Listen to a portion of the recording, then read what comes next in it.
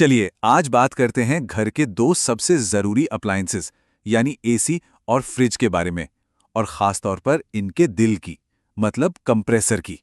क्या कभी ऐसा होता है कि एसी से अचानक गर्म हवा आने लगे, या फ्रिज से कुछ खटर-पटर या क्लिक-क्लिक जैसी अजीब सी आवाजें सुनाई दें? ये परेशानियां अक्सर घरों में देखने को मिलती हैं, और ज्यादातर मामलों में इनकी जड़ एक ही होती है। जी हाँ, समस्या की वजह हो सकता है आपके अप्लायंस का सबसे मेहनती हिस्सा, कंप्रेसर।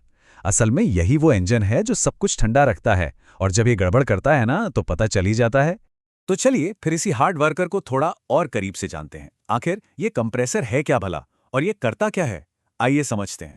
इसे एक आसान तरीके से समझते हैं।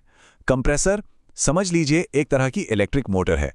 जैसे एक पानी का पंप पानी को एक जगह से दूसरी जगह भेजता है, ठीक वैसे ही कंप्रेसर रेफ्रिजरेंट गैस को पूरे सिस्टम में घुमाता है।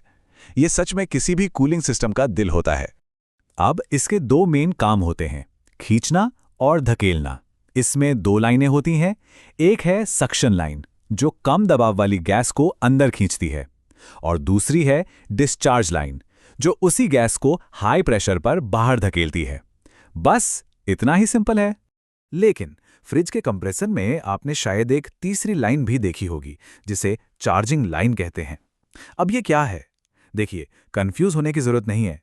ये असल में सक्शन लाइन में गैस डालने का एक और रास्ता है। जैसे हमारे पास सांस लेने के लिए दो नाक के छेद होते हैं, काम तो एक ही करते हैं ना, है ना? बस वैसे ही कुछ। अच्छा, बाहर से तो हमने समझ लिया। अब जरा इसके अंदर झांक कर देखते हैं कि ये काम कैसे करता है। चलिए एसी के इस इंजन के अंदर की दुनिया देखते हैं। कंप्रेसर के अंदर दो बहुत ही बेसिक लेकिन जरूरी हिस्से होते हैं। एक है पिस्टन, जो ऊपर नीचे मूव करता है, और दूसरा है सिलेंडर, यानी वो चेंबर जिसके अंदर पिस्टन चलता है, बिल्कुल किसी गाड़ी के इंजन जैसा। तो देखिए पूरी प्रक्रिया कैसे चलती है। जैसे ही पिस्टन ऊपर की तरफ जाता है, वो सक्शन लाइन से कम दबाव वाली गैस को अंदर खींच लेता है। फिर जब पिस्टन नीचे की तरफ धक्का मारता है, तो वो गैस को दबाकर हाई प्रेशर पर डिस्चार्ज लाइन से बाहर फेंक देता है, और बस यही पंपिंग एक्शन लगातार चलता रहता है और कूलिंग होती रहती है। ठीक है, तो अब हम ये तो जान गए कि ये काम कैसे करता है, पर उतना ही जरूरी ये जानना भी है कि जब ये खराब होने लगता है तो क्या होता है। तो चलिए कुछ चेतावनी वाले संकेतों पर गौर करते हैं। और इन संकेतों पर ध्यान देना क्यों जरूरी है? क्योंकि सच तो ये है कि कंप्रेसर किसी भी फ्रिज या एसी का सबसे अहम और हाँ सबसे महंगा हिस्सा होता है। अगर इसे समय पर ठीक करा लिया जाए तो एक बड़े खर्चे से बचा जा सकता है।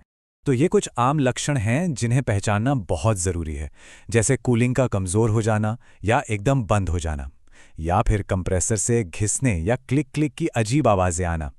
कभी-कभी तो अप्लायंस बार-बार ट्रिप भी करने लगता है।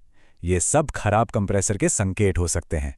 तो अगर इनमें से कोई भी लक्षण दिखाई दे तो अगला कदम क्या होना चाहिए? यहीं पर यह समझना बहुत जरूरी है कि क्यों एक प्रोफेशनल को बुलाना ही सबसे सही फैसला है। इस बात को हल्के में बिल्कुल मत लीजिए। कंप्रेसर को खुद ठीक करने की कोशिश करना बहुत खतरनाक हो सकता है। जरा सी भी चूक से बिजली का शॉर्ट सर्किट हो सकता है, या फिर खतरनाक गैस लीक हो सकती है। यह घर में रहने वालों के लिए एक बड़ा रिस्क है। मतलब बात साफ है, एक खराब कंप्रेसर की सही जांच और मरम्मत के लिए एक्सपर्ट की जरूरत होती ही है। इससे न सिर्फ सेफ्टी बनी रहती है, बल्कि अप्लायंस को और ज्यादा नुकसान होने से भी बचाया जा सकता है। तो ऐसी सिचुएशन में एक्सपर्ट मदद बहुत काम आती है। KS electrical and AC services एक ऐसी ही भरोसेमंद लोकल सर्विस है जहां के एक्सपर्ट्स इन मुश्किलों को सेफली और अच्छे से हैंडल करने के लिए पूरी तरह से ट्रेंड हैं। और अच्छी बात यह है कि ये एक्सपर्ट सर्विस गौर सिटी, नोएडा एक्सटेंशन और गाजियाबाद के लोगों के लिए आसानी से उपलब्ध है। इन इलाकों में मदद सिर्फ एक फ़ोन कॉल की दूरी पर है। तो एक भरोसेमंद और सुरक्षित रिपेयर के लिए आप सीधे एक्सपर्ट कौशेंद्र सिंह से 7895321472 पर संपर्क कर सकते हैं। वो आपके अप्लायंस को जल्दी और सुरक्षित तरीके से वापस चालू करने के लिए हमेशा तैयार रहते हैं।